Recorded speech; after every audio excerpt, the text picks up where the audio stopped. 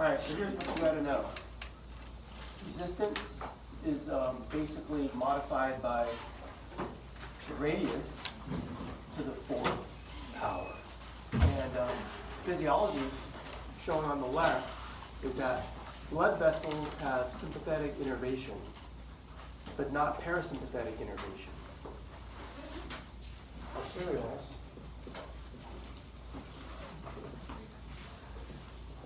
all blood vessels for that matter,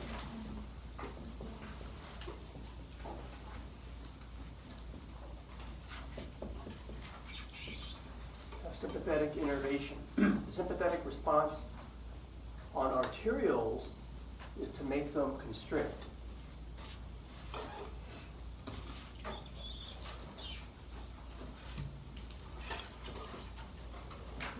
And you constrict in a way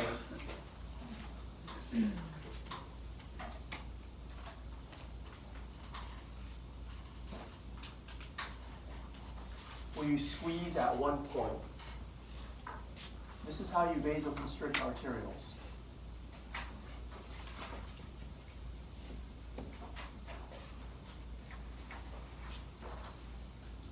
So the point where you squeeze is my picture on the board. You're constricting the tunica media in a way that will increase blood pressure. So,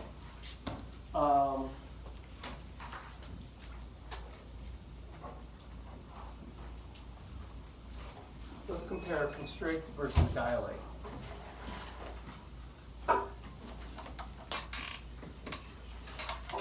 So the dilate is parasympathetic is on.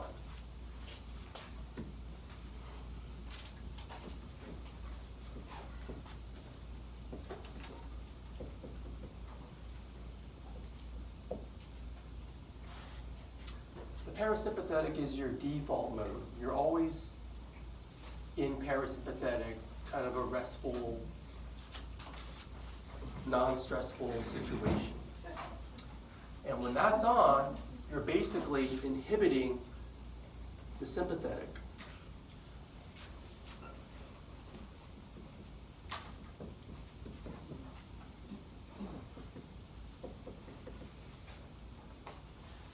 That's why you dilate. That's what I'm trying to show you there on the left. So on the right, how do you constrict in a fight or flight response? You turn parasympathetic off. Right over here.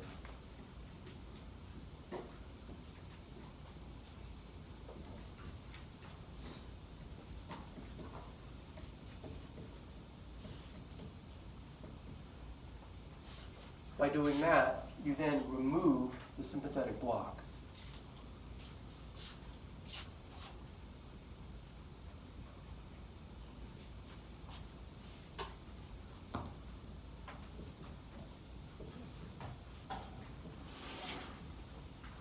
That will allow the sympathetics to fire to achieve constriction. Okay, and that's what's shown right here. Read the slide.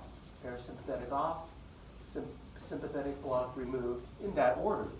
That allows the tunica media to constrict in a way that decreases little r. Here's the thought process. When you constrict, you decrease little r radius, you increase overall peripheral resistance, big R, increase BP. So rehearse that in your head as many times. This is the process. Radius affects resistance, affects an increase in blood pressure.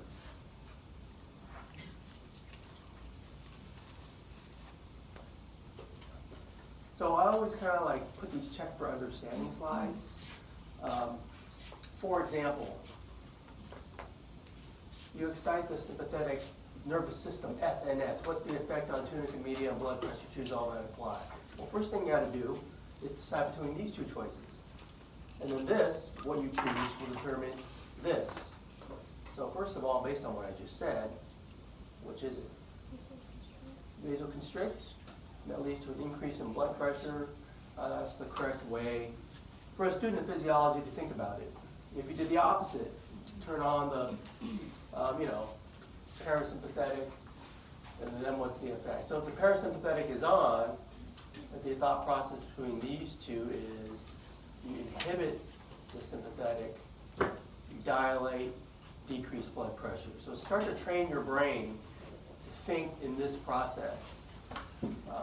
Normal students will make the mistake, you'll kind of just mix the terms up, which is easy to do. You'll think in reverse. You'll start writing about how an increase in blood pressure causes vasoconstriction. It's like, what? No, you don't understand it. Then, how do you increase the blood pressure you start talking about things in reverse. And I sound confusing right now because that's how you sound when you write about this. It's like, I'm trying to get inside your head. You're trying to show me what you know, but when you don't really understand it, it was just kind of a big mess. Okay, well, I chose this figure because it starts to show students why the radius of a blood vessel is so important. And so to think about it as fluid flowing through a tube, the goal is velocity, fast velocity. And in physics, when they use arrows, longer arrow means better, faster velocity, and that's the goal. And so if you think of all the blood flowing in the blood vessel, the vessel wall represents layer 0. Then I guess the blood flowing in it can be represented by these layers, starting with 1, 2, 3, and so forth. And notice that the layer right in the center, along the central axis, you have maximal velocity. But as the layers get closer to the wall, because of friction, it slows down. So that's why if you kind of decrease the radius, you have more layers proportionally in contact with the vessel wall. It increases the resistance for blood to flow. So for example, when you're vasoconstricted in B, you have less layers that have that nice maximal velocity laminar flow that are free to flow in the middle. Whereas when you're dilated, you have more layers with that nice maximal velocity of flow. So vasoconstriction is very good at increasing resistance. When you do that in the arterioles, you keep more blood in the arteries, and you have an increase in blood pressure. We're going to do that in lab. We're going to increase your patient's blood pressure today. And what's an easy way to do that? How do you elicit a sympathetic response? Well, I guess one way you could do it is exercise. You guys did that. Another way is pain, a painful stimulus. So what are we going to do for that? It's called the cold pressor test. The subject will immerse their hand in slushy ice water for about 3 minutes. And for about the first 10 seconds, it feels nice and refreshing. It becomes very, very, very painful, but it's very safe. But this is how we do it. You're in pain and you expect blood pressure to go up after the first minute. But then you have reflex responses that are supposed to maintain homeostasis. So you might see a plateau or you might see a drop off by the 3rd minute. But anyways, in lab, this is how we'll get your subject vasoconstricted, painful stimulus. Get the sympathetics going. So if you want to make it a mathematical equation, I found this. Basically, all things being equal, if you drop the radius from 5 to 4.2 millimeters, flow decreases by half. So you're only reducing vessel radius by 16%, but you're decreasing flow by half, exclamation point. Emphasizing that affect radius a little bit, increase resistance a lot, is the point we're trying to make to students. So there are a couple of ways you need to think about arteriolar constriction, locally and then systemically. Okay. Like for example, the cold pressor test, that's supposed to be a systemic-wide response. Your whole body is responding to the painful stimulus of ice-cold water. Okay. So you start thinking, well, who the heck's going to do that? One subject per group. And if you have any kind of physical condition where you think, oh, geez, I don't know, man. Someone else do it.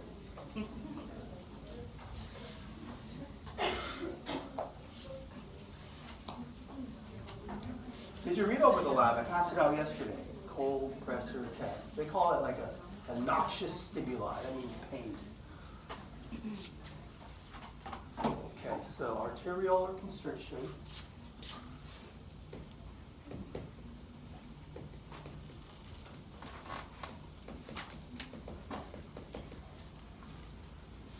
Locally and then systemically.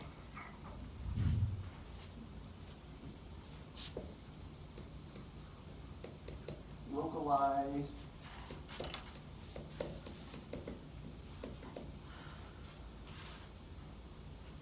So imagine you have, a blood vessel.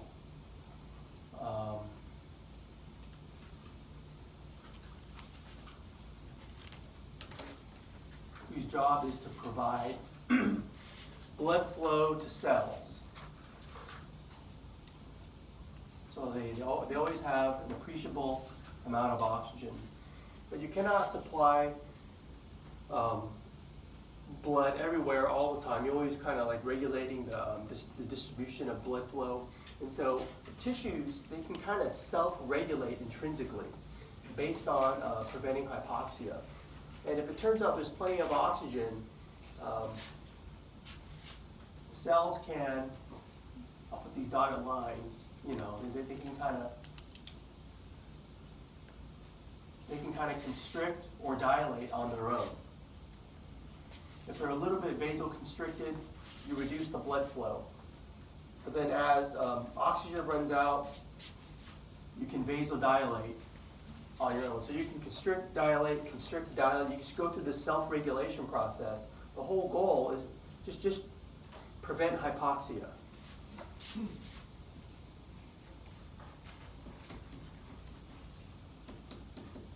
It's the simplest way I can think about it. Your body self-regulates quite well to prevent hypoxia. If it's got plenty of oxygen, it'll constrict. If it starts to run out, it'll dilate. It self-regulates. Now you can look in the figure in your book. There's all kinds of metabolites that blood vessels are sensitive to cause the constriction and dilation. And the only one I'll have you know about is something I already mentioned. You remember nitric oxide? NO. Nitric oxide is very good at causing vasodilation. That's the only metabolite I'll have you know for the test. Yeah, and you thank me later, there's a lot. It's kind of a pain to memorize them all. That's an important one. To self-regulate this localized response. Every tissue, every capillary bed can kind of do this on their own. So that's why I put this picture up there. It's an autoregulatory thing just to prevent ischemia, the lack of blood flow. You can just kind of turn it off, turn it on, turn it off, turn it on, just to prevent ischemia and prevent hypoxia. Okay. Now the widespread intrinsic one,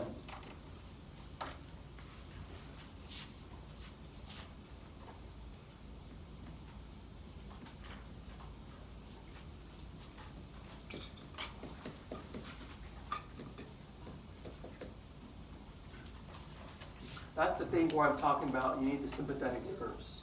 That's why it's extrinsic. The sympathetic nerves are required to cause a system-wide response. This is basically a sympathetic response. That is not. Okay, a sympathetic response like a response to pain or exercise, something. Well, pretend you have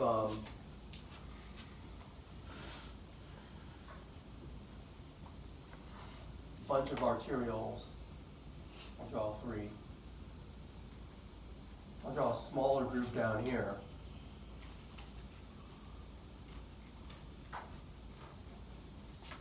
Maybe these 3 up here supply blood to, say, GI tract, liver.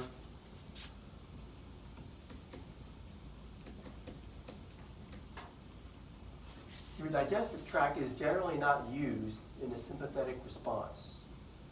That's for digestion. You know, after a large meal, you lay back on the couch, just relax, try to digest a large meal. That's when you use your digestive tract. But for a sympathetic response, you don't use that. And there's a sympathetic response that, in a fight or flight response, those sympathetic nerves, I'll put SYM to remind you these are sympathetic nerves, they're going to clamp down really hard on the arterioles that supply GI tract, liver. So it's really going to clamp down hard. I'm just going to kind of draw.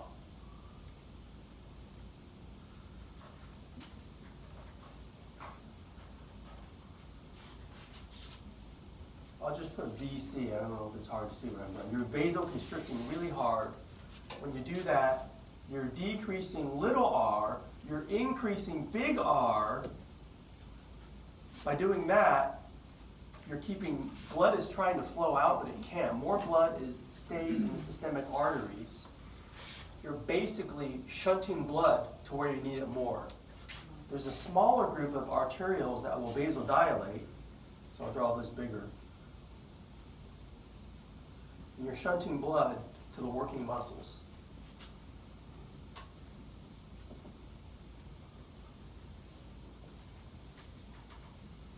Skeletal muscles, working muscles. You are using, you can increase your strength during a fight or flight response, increase metabolic strength. So this, okay, large group, small group, okay.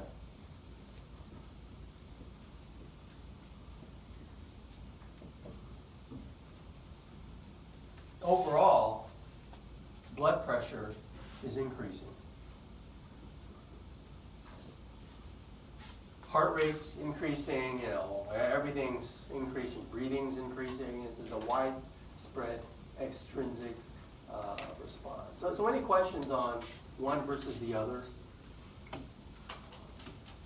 This is the one we're doing in class today, the cold pressure test.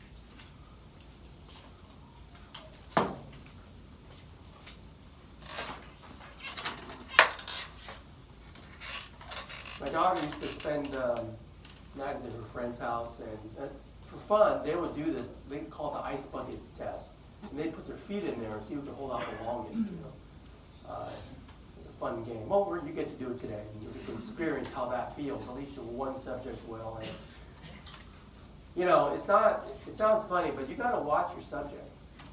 If you see the color leave their face, if they start to feel nauseous, have them stop. I haven't lost this tooth yet, but take care of them. It really is painful. I don't want anyone collapsing or vomiting or anything like that. You know, just keep an eye on your subject. So here's what I'll say. Sympathetic input to arterioles, vasoconstrictor response. It's very well to the GI tract and liver. And then there's also inputs that kind of dilate a little bit to the working muscle beds because you're trying to flush blood to that location.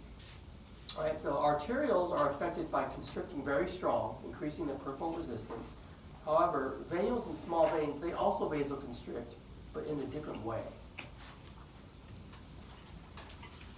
So this is all for arterioles. Let me kind of show you for veins.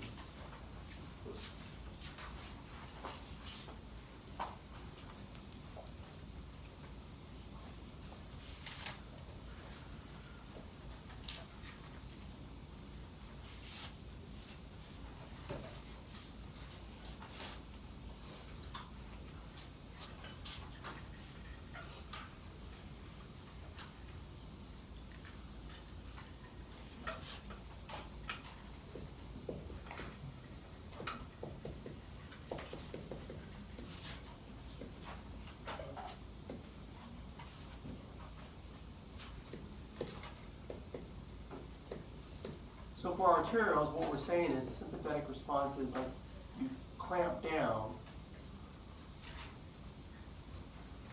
at one location. And the physiology is decrease little r, increase big R, increase BP. For veins, it's different. Venules, small veins.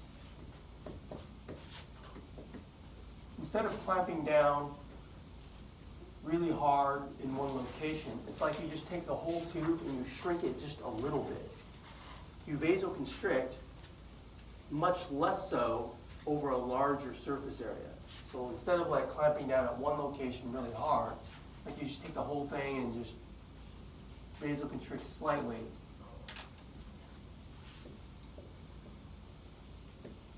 Slight vasoconstriction over a larger cross-sectional area.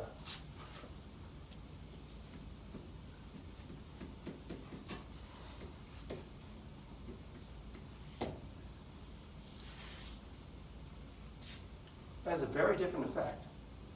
Now, in both cases, you're decreasing the radius, are you not? Yes, you are. Decrease R. However, here's the kicker. You're not really affecting overall peripheral resistance. You're not affecting resistance to blood flow because it's too slight.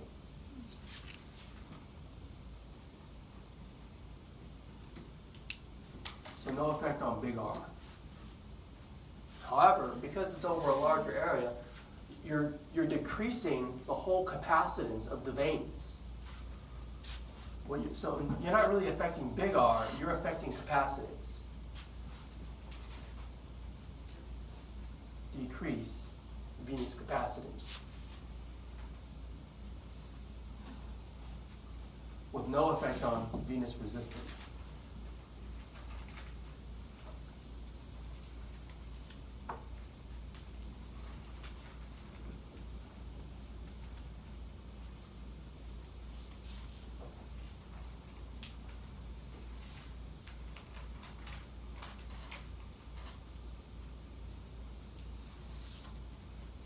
So, what you're doing is, by decreasing the size of the container, you're increasing venous pressure.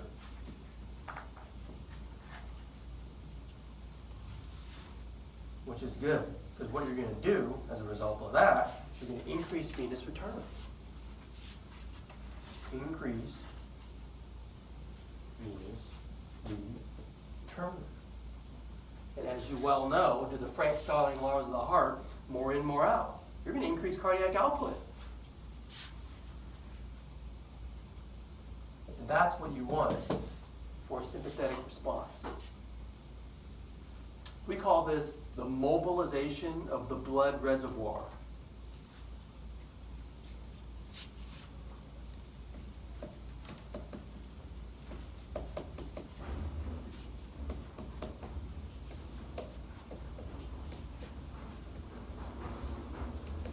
All your blood is sitting in the veins. You need to get it to the arteries, okay, for a sympathetic response. But you don't want to increase the resistance for blood to flow, so you just kind of like, well, I remember being confused about this as a student. It's one of the few times I remember actually going to office hours when I was an undergrad, because I kept drilling in my own head, you decrease R, you increase resistance to blood flow. How come he's saying you don't? And I remember he gave this analogy of a garden hose. Imagine if you have a garden hose, and at one point in the garden hose, you just kink it. Doesn't the water stop flowing? Yes, it does. And Dr. Goldberg said, well, what if you take the whole garden hose and just shrink it just a little bit? The water will actually flow harder, right? Because, you know, you're not doing that, you're doing this. And so hopefully that helps you. This is the physiology you have to understand. Is there any questions on this? Can you memorize like this thought process? You know, decrease little r. You don't affect the big R. You decrease the capacitance, increase the pressure, increase venous return. That whole thing. This is why it's good we had the heart before blood vessels, so you understand why increasing venous return increases the cardiac output. Okay. Well, anyways, here's a picture of the whole thing. those are my notes on the board. What it says on the slide is basically the same thing. I'll just kind of read it over for reinforcement. Sympathetic stimulation to venules and small veins generates a small constriction over a large cross-sectional area. Point 1. Point 2. Change in radius affects capacitance, venules and small veins, with no effect on resistance to flow.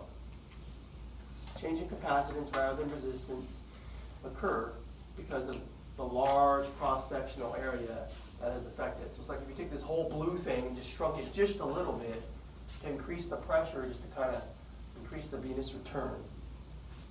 More in, more out. You return more blood to the heart will respond by pumping it to the arteries. Venous return must match increased cardiac output. So you have increased everything in a sympathetic response. In a sympathetic response, you constrict the arterioles in one way and the veins in another way. Both effectively help to increase the systemic blood pressure. Okay. So, let's summarize all this. There's a lot of information that's been presented. I try to make it as easy as possible. So 1, 2, 3, 4. Okay, 4 is the goal. The whole point of the physiology lecture on blood pressures is how students understand 4. So let's kind of go through that.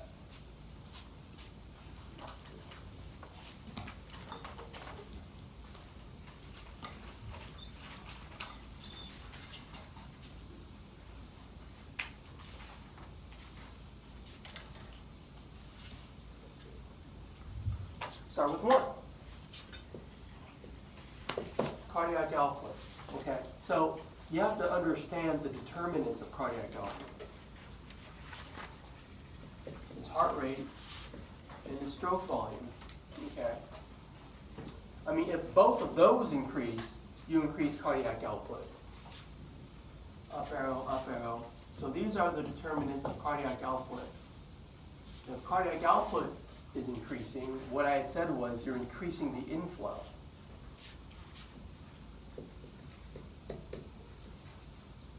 Number 2, VC arterioles.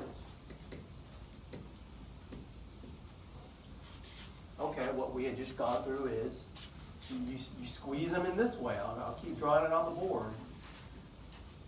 You squeeze at one point, you decrease little r, increase big R. What you're doing is you're decreasing the outflow by constricting.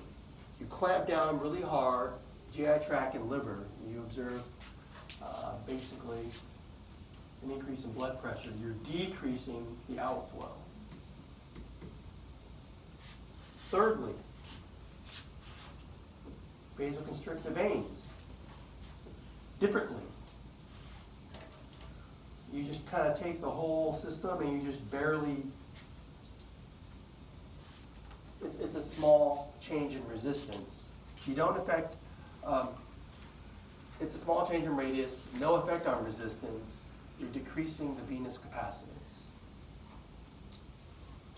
The end game is, by doing that, by decreasing, I'll put big C for capacitance.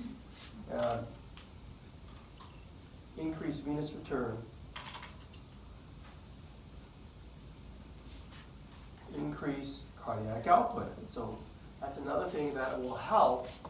Number 1, okay, the heart's already beating faster and stronger, and you're increasing the return to the heart, so you're going to help further increase the inflow. So I mean, this is really the physiology that you have to understand how blood pressure is maintained, and that's kind of what I outlined there. So how I outlined it here is, cardiac output, resistance, blood pressure. And so that's the equation. That's the first thing you'll see when you read through your lab practical. Now, cardiac output and peripheral resistance, they're the determinants of blood pressure. And so even though so much time is spent on arterial pressure, we do have to mention venous pressures. They're very low. The venous system must overcome very low pressure gradients to accomplish venous return to the heart. All right, so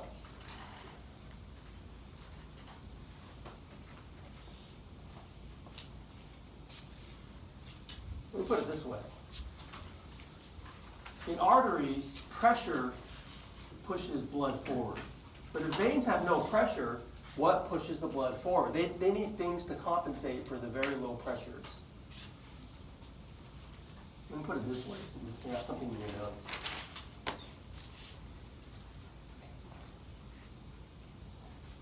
The thing I just said, I mean, you already forgot it. I already forgot what I just said. So, right.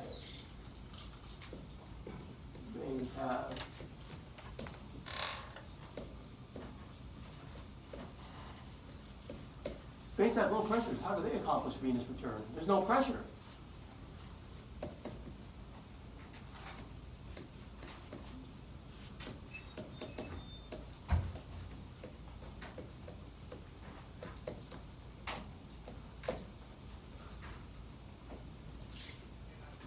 Because we always talk about pressure for arteries, for veins, what is it? Well, there's not a lot of pressure, but there's these compensations here, one large lumens. Now I'll take it point by point. For the large lumens, look at this picture here. Remember, veins have a very large diameter. So that means there's very low resistance to blood flow. Okay, it's the whole thing here where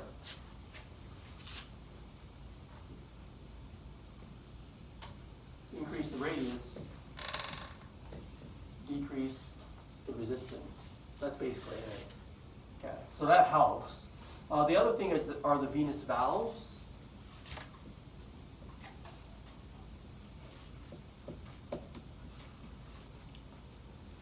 Remember, throughout the length of an artery, there's no valves. But throughout the length of a vein, you observe valves. Okay. So this picture is very effective at showing why valves can help prevent backwards flow of blood and accomplish venous return. If you were to squeeze a tube with no valves, the point at where you squeezes blood up and down. Okay. But if you have valves, now you have these compartments. So now when you squeeze, the blood is prevented from going down and is only allowed to go up. Okay. And so even if you're not squeezing, at least blood doesn't flow backwards. So venous valves play a role in counteracting backflow. Venous valves permit the flow of blood only toward the heart. They're one-way valves. So we call this the skeletal muscle pump.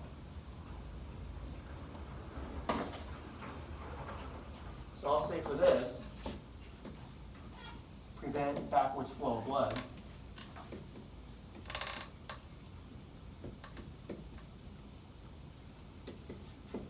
But in conjunction with skeletal muscle pump,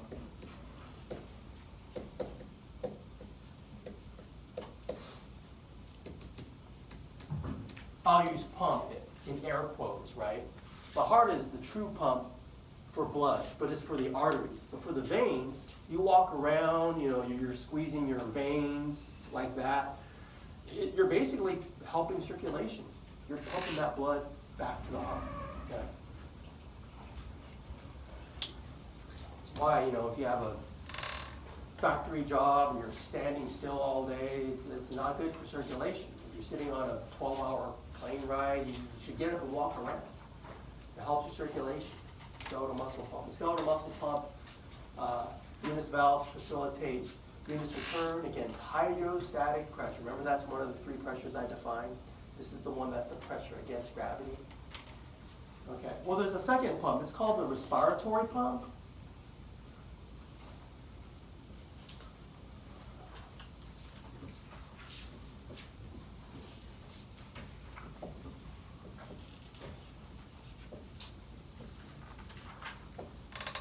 Notice the person is lying down. Which pressure do you eliminate when you lie down? Hydrostatic pressure. You're horizontal. You don't have to pump against gravity. Okay. So that helps to lie down. The thing I'll teach you in respiration, your thoracic cage expands with every breath in. Deep breath in. Deep breath out. And every time you expand, if you increase the pressure, if you increase the volume, right, by breathing in, you decrease the pressure ever so slightly. So basically, chest veins the pressure around the chest veins decreases. And that creates kind of a sucking pressure here. So that in the chest area, chest veins are 5 millimeters of mercury less than, say, here in the extremities. So that helps draw blood back to the heart. It's called the respiratory pump. The inspiration, which is a breath in.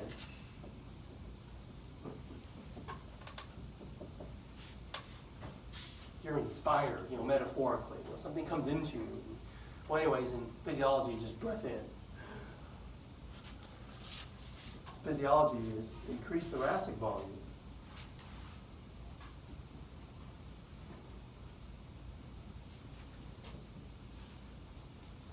Decrease pressure in chest veins.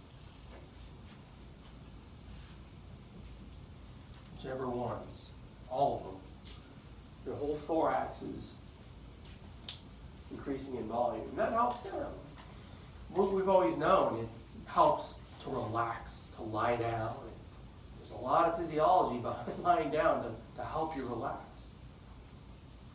Okay. All right, well, those are the ends of the lecture slides. I put all these practice questions in, and I'm not going to go through them with you. And you have study guide questions too, but over the years, I've kind of like accumulated these, and then you have a quiz Thursday.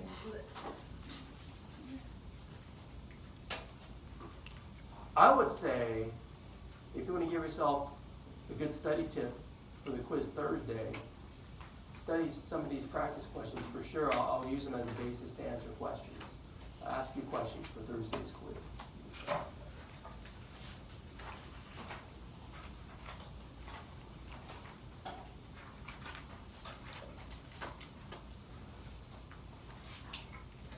All right, I'll move on.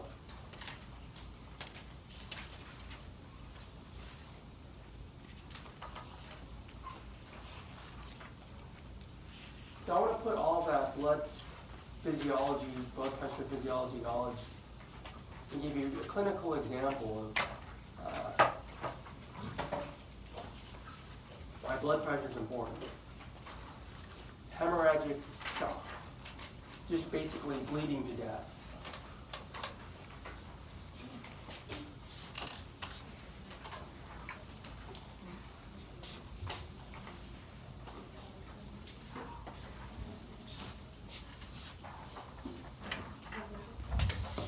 Oh, by the way, you don't know this, but I've taught this class 40 times, 50 times.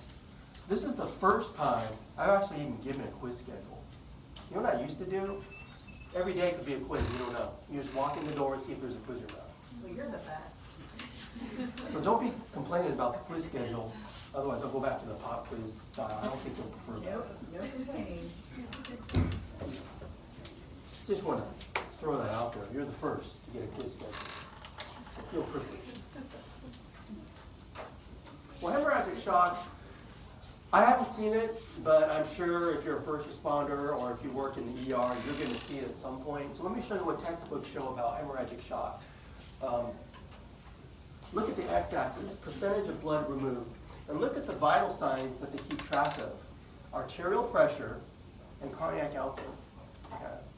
And so you've always heard like, oh, you've lost a lot of blood. I've always wondered, oh, how much is a lot of blood? Well, let's look. It looks like your body can hold out. Look at arterial pressure, how it's maintained for a while. And it starts to drop off right here at about 20% blood loss. So 20%, if the average blood volume is about 5 liters, that's about 1 liter. So, imagine, I don't know, a couple of water bottles filled with blood. And just dump it all over your clothes and then the floor. And if you get to a scene and you see what looks like about a liter, that person's about to go into shock. Okay, so a liter is a lot. And that's not very much if you think about it. And so I think the data that you might not get out of this, that you should get out of this, is to appreciate sympathetic reflexes during shock or hemorrhage, bleeding.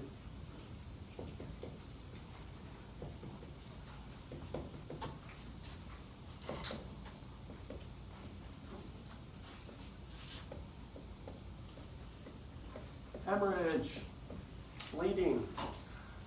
So we call that first plateau right here.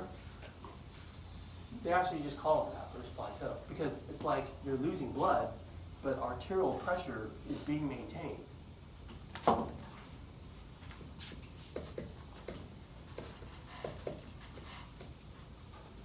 So like 0, 20% blood loss. You're able to maintain arterial pressure. So blood will keep being pumped to vital organs.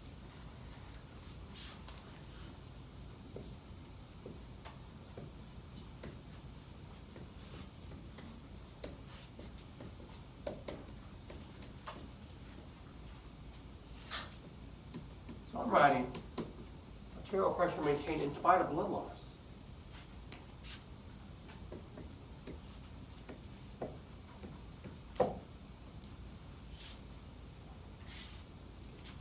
I'm not sure if you'll be conscious or unconscious, but here's what's happening in terms of the sympathetic reflexes. Everything we've talked about. Heart rate max. You should feel a super rapid pulse.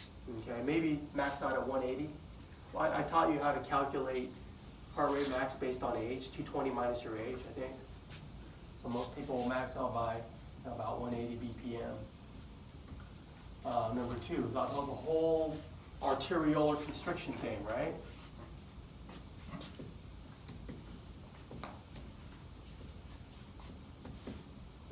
That, as well as the venous constriction.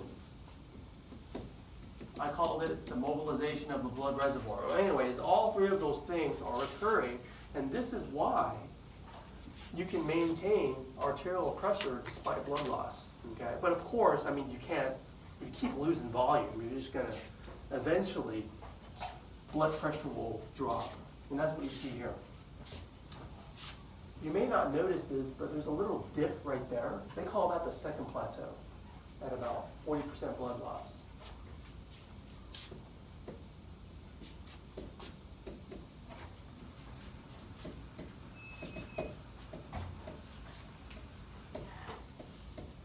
At that point, the brain is becoming ischemic.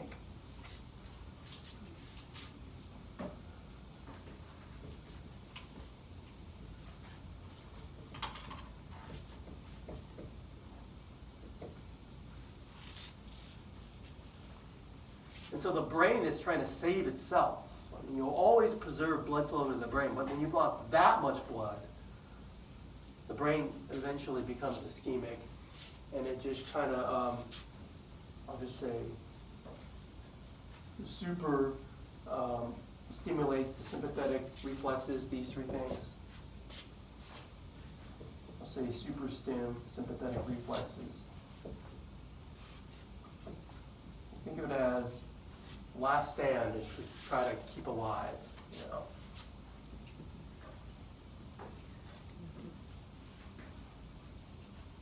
Hopefully first responders have gotten there before that. This whole time course is about a half an hour. Okay? And, you know, basically it depends how bad the bleeding is and case to case. But these data was from a half an hour time course. So this chapter emphasizes how to students how the body maintains arterial pressure. And it outlines it pretty good, your book. It kind of gives students a good idea of the short-term versus long-term responses. The short-term responses is, you know, like minutes. Sympathetic response, minutes. Longer-term responses are usually determined by like those corticosteroid hormones that we had talked about prior. Days, weeks, months. Okay. And it turns out short-term responses, they act quickly by sympathetic responses controlling mean arterial pressure, everything we're talking about here. The longer-term responses are by hormones affecting the blood volume. I don't know if you remember the first test. We kind of talked about aldosterone, and I kept hammering how if you increase blood volume, increase blood pressure, that whole thing. That's usually determined by a lot of the hormones we talked about in infant. And you still do have to know those hormones. So basically, I'll spend most of the time talking about this. Okay, that's today's lab. And I have one slide that summarizes all the hormones that regulate blood volume. Okay, it should be a review. And you are still responsible for things from a prior test.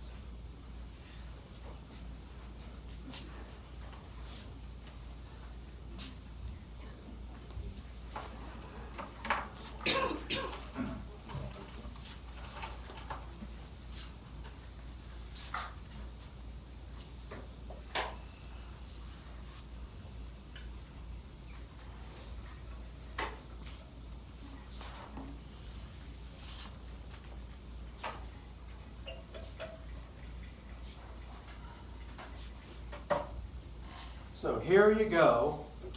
Information you should already know, and if you need to dust the cobwebs off, do it. This information will come up again and again, because in physiology, I want to make sure students know how blood pressure works. That's one of the things I want you to take away. Notice how most things help the body maintain or increase blood pressure. That seems to be very important. We're well adapted for that. For example, we talked about adrenal medulla and epi and norepi. Okay, they increase cardiac output and resistance to help increase blood pressure. The only one that drops blood pressure is atrial natriuretic peptide. That was on the first test. That drops blood pressure by decreasing blood volume. ADH.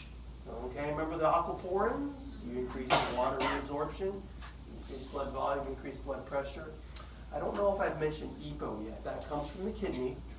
And the kidney is constantly filtering all the fluid. It's a good place to monitor fluid balance for the body. If it feels fluids are getting kind of low, EPO will increase your crit. If you increase your crit, you're increasing the blood colloid osmotic pressure that I taught yesterday. That'll help increase blood volume, increase blood pressure.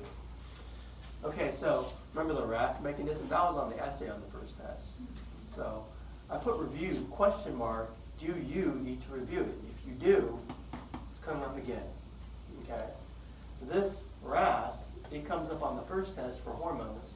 It comes up on this test because of the whole influence on blood volume. And when we get to the kidney, it comes up again. Well, I can't help it, it's just in all of those things, okay? So that one will come up again. I really think that's an important one for students to understand from this class. Now, to move on from the hormones, this reflex is like any other reflexes, and it's going to focus on how blood pressure is maintained. And make sure that students remember what a reflex is. So this is something we teach in 430. Just to kind of bring us all up to speed. These are all the basic components of any certain central nervous system reflex. You need a receptor. You need something that detects the mistake, the error. You need afferent nerves to send a pathway to your brain, your CPS, your control center. What you're doing is you're comparing action potential signals to some homeostatic set point. You process the information, you generate the appropriate response to some efferent nerves, call it motor. One is sensory, one is motor. Sensory in, motor out, and of course, what are the organs that will be affected to get you back to homeostasis? Okay, and that's the basic idea of a reflex. And to kind of take that same outline and apply it to today's lecture, the baroreceptor reflex. Here we're trying to keep blood pressure set, okay? And our receptor is the baroreceptor. All of these things, I'm going to go through it, okay? And all of these things maintain blood pressure. So for a lab on blood pressure, we have to think of a way to safely drop blood pressure so we can see the reflex increase it. And we need to think of a way to raise blood pressure so we could see the reflex drop it. Okay, and I already mentioned that. That's the cold pressor test. So for example, let's go through this flow chart. Oh, and by the way, these next two slides, the baroreceptor reflex, they are the topic of the written portion of the exam for lecture exam 4, if you want to take a note.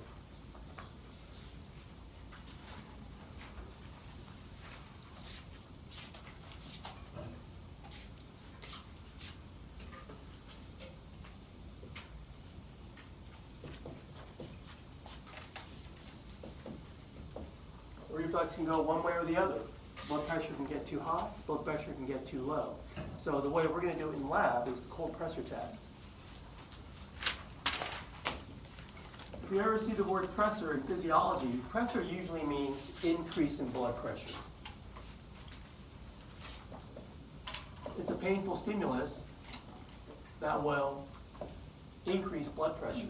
And we want to see how the reflex can lower it. Okay, so yeah, BP, normal BP, whatever it is, you get a baseline in your subject, 120/80 or whatever it is. But with pain,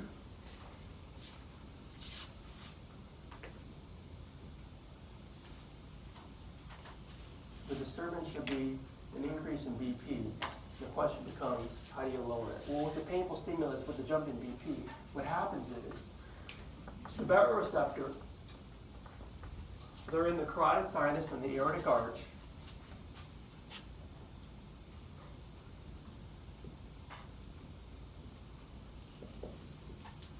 They're responding to pain.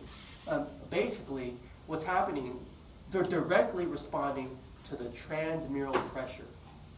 Okay, remember I defined that? I'll abbreviate it P-trans. There's an increase in P-trans. There's an increase in stretch.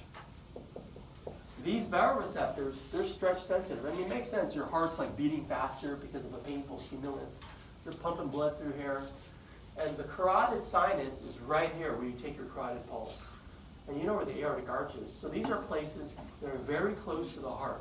So if the heart's going to increase beating, it's a good location to pick up a change in transmural pressure, right?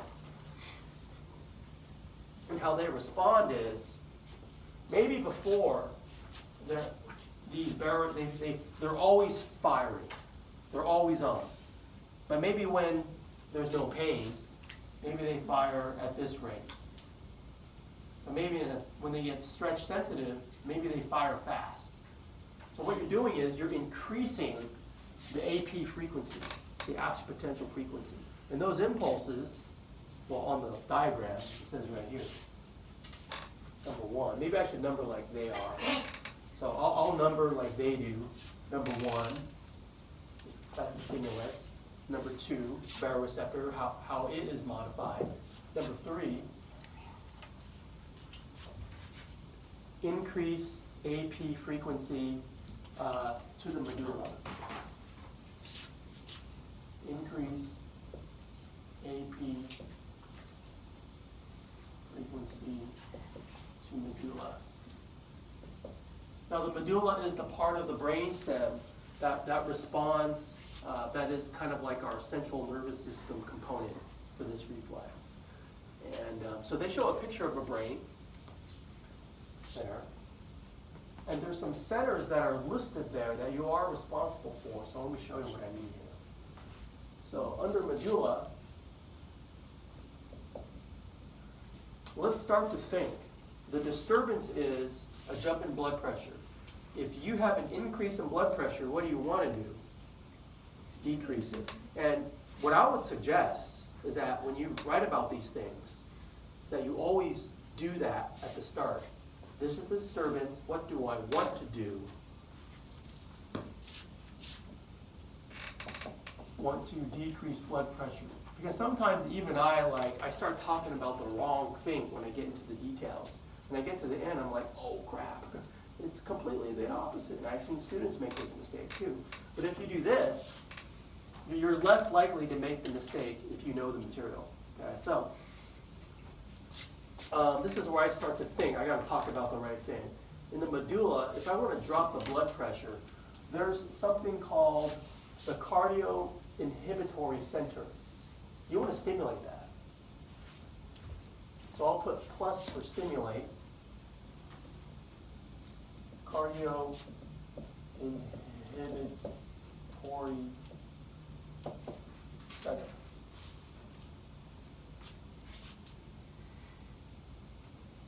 And there's something else. There's something that controls blood vessels in the brain. It's called the vasomotor center. Now the vasomotor center is for a sympathetic output. So you actually want to turn that dial down. You want to inhibit vasomotor. So I'll put negative sign.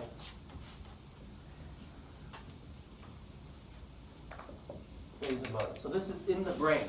So then you're processing the information.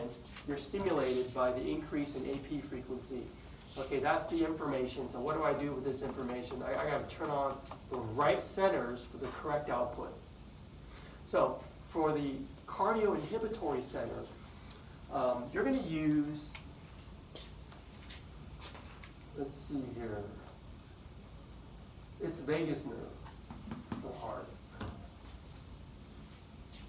That's cranial nerve 10. You go to the heart. That's a heart. Okay. Basically, well, decrease heart rate, decrease contractility, decrease cardiac output. That's basically what you're doing. You're just trying to make the heart slow down. You know, take some time.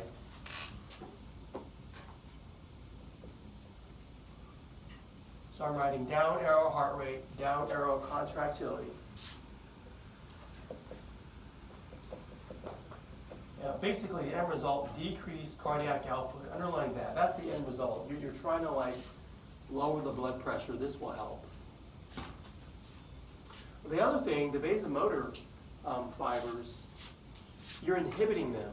So by inhibiting them, I'll just put like, I'll make that the sign for inhibition. You're going to go from maybe a more constricted blood vessel to a more dilated blood vessel. Okay, so basically, you vasodilate arterioles. That'll help decrease overall peripheral resistance. You know, and that's basically it. So they call number 4, 4A, I'll call it 4A, 4B. Those are the effectors of our reflex. Now we'll make number 5. Blood pressure, just write out the equation. Blood pressure equals cardiac output, peripheral resistance. And just check your work. You know, you just go back, well, what did I do? Oh, okay, I talked about the mechanism, how you decrease peripheral resistance. I talked about how the vagus nerve decreases cardiac output. Therefore, blood pressure decreases. Okay, and that's this reflex. In lab, it's going to be the cold pressure test that jumps. Now, this is textbook. Your subject is not a textbook. Their blood pressure should go up. It should go down. You may not observe that. Okay. For one, you're trying to take a blood pressure reading at minute 1, minute 2, minute 3. You may not catch it. Okay. Also, your subject may not want to do it. So just skip it. I can't make you do something that you don't want to do. Okay. So we'll see how it turns out. Do you have any questions about this reflex?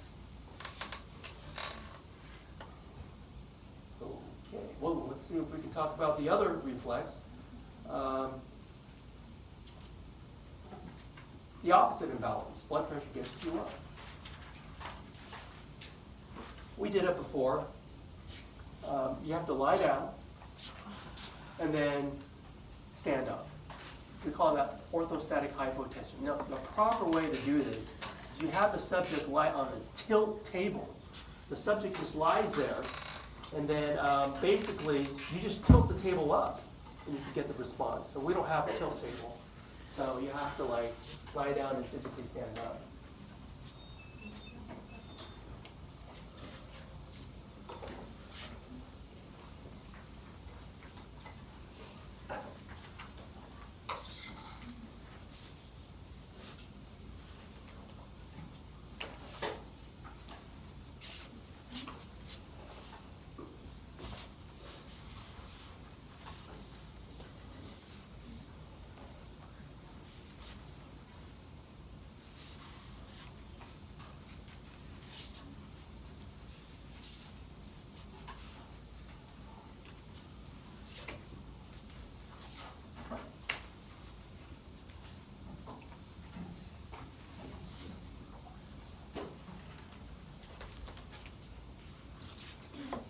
See if you can remember this term. Orthostatic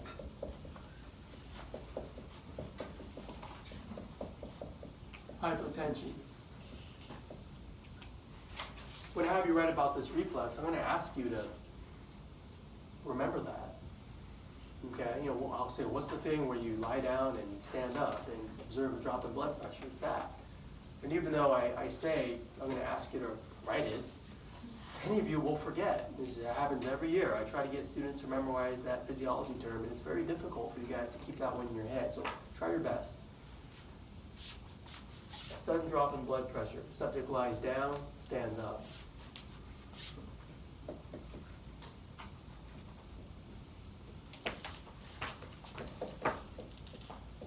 Blood pools, you observe a transient drop in blood pressure, and the reflex brings it back up. Okay? Orthostatic hypotension. So let's follow the diagram there. We have BP. You have a drop in BP from lying down and standing up. You know, you kind of like stand up real quick and get a little dizzy. It's that kind of a thing. You're observing a transient drop in blood pressure due to this effect. And so, well, now we have the opposite thing happening. The blood is kind of like pooling down, and your baroreceptors are here in your chest, and they're picking up that drop in blood pressure.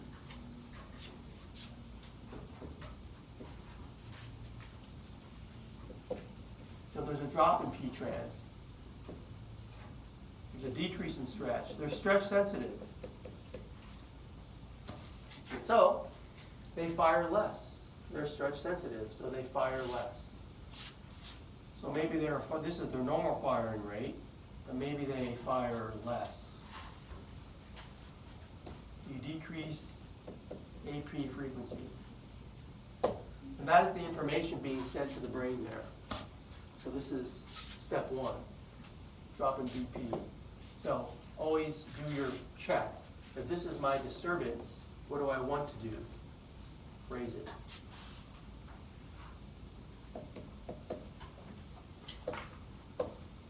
So this is what is being detected. A decrease in AP frequency, call that number 2. Number 3, those impulses sent to the medulla.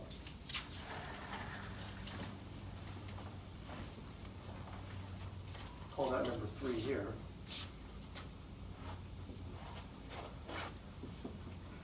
So we want to increase the blood pressure. So stimulate 2 things. Stimulate the cardioacceleratory center and inhibit the cardioinhibitory center. And stimulate the vasomotor center. So remember the thing in the start of class today, I said, what you want to do is turn off parasympathetic.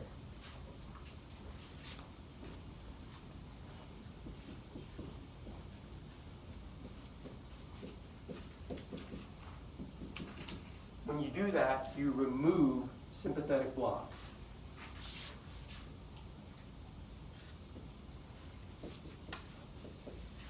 That's the thing I said earlier this morning. Then what that will allow the center to do is you're going to stimulate cardioacceleratory, plus sign, cardioacceleratory, stimulate vasomotor.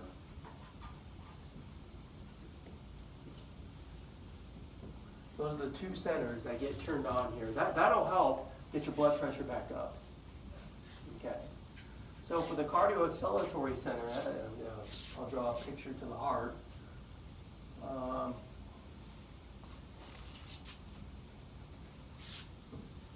Increase heart rate, increase contractility, increase cardiac output. Okay. Cardiac output, underline that, and basically for the arterioles,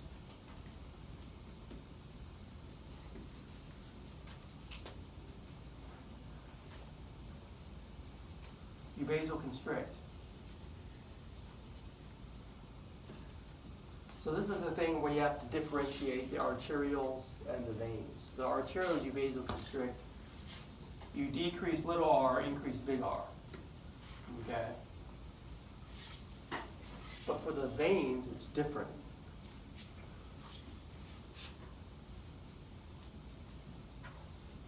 For the veins, I said, when you vasoconstrict, you decrease little r, but not to the point where you increase peripheral resistance. What you're doing, you're constricting in a way where you mostly affect capacitance. When you vasoconstrict, you decrease capacitance to increase venous return. I'm running out of room, but you increase cardiac output. So the things that you should emphasize when you write about this, if you understand the physiology, this one, that one, and that one, I'll circle in red. Those are the details I'm trying to get to. So that, again, you always want to check your work. Okay, did I do the wrong one or the right one? Okay, there. I wanted to increase blood pressure. Okay, I did it correctly. Good. So for the last step, this is step 4. So step 5 is always BP equals cardiac output times R, and you've increased everything to correct orthostatic hypotension. Okay.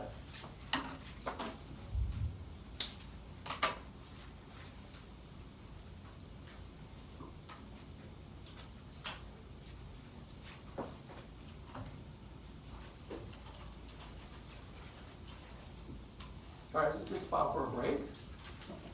Come back at 9:30. We'll finish these slides and we're going to lunch.